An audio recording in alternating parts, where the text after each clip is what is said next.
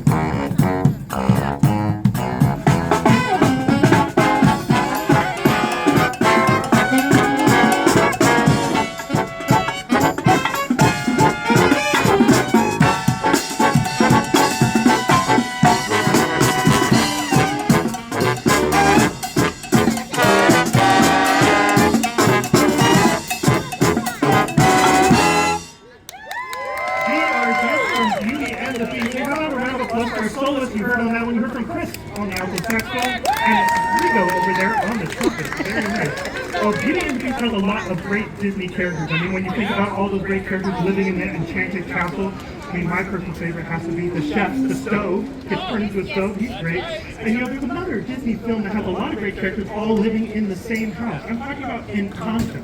Now, Encanto, they're all in the same house, part of the same family, and they all have magical powers.